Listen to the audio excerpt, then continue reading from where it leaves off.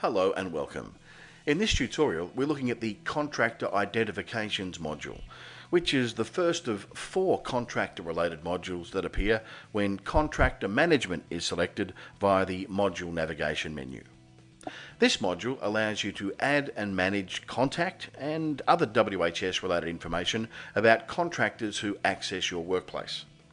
It's very important to note that the records in the other 3 contractor modules, insurances, inductions and sign-ins, all relate directly to the contractor identifications that are added to this module. Therefore, you must first create a contractor identification record before you can then create related records in the other contractor modules.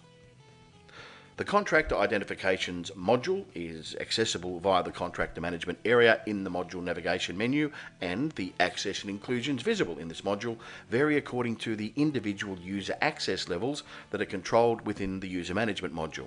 However, for the purpose of this tutorial, we're seeing everything just as a workplace administrator would see it. This module features the same fundamental layout as the mobile version of all modules in the system. To the right of the module name are the module help notes and link to this video tutorial. Below the module name are the main controls. In this case, the small contractor icon returns back to the contractor management homepage. The plus icon allows creation of a new record, and the export icon exports all data from this module in a CSV file. Below the main controls are the search and filtering tools that are common to many modules in the system.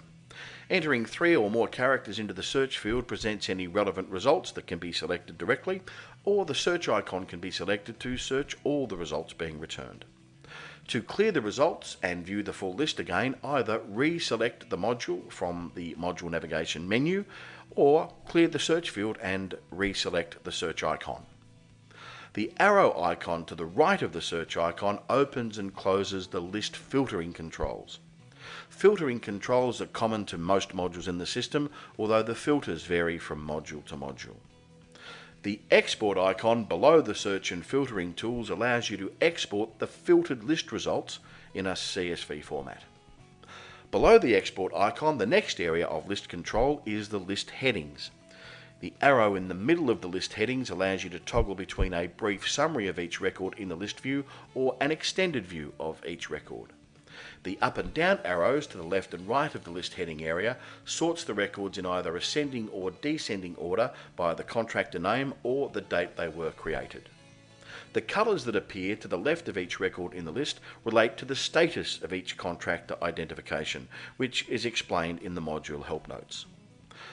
When the brief summary of each record in the list is displaying, the Actions icon to the right of each record opens the full action controls in a pop-up.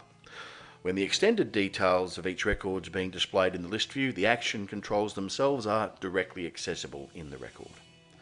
Otherwise, the mobile version of this module behaves the same as the desktop version of this module.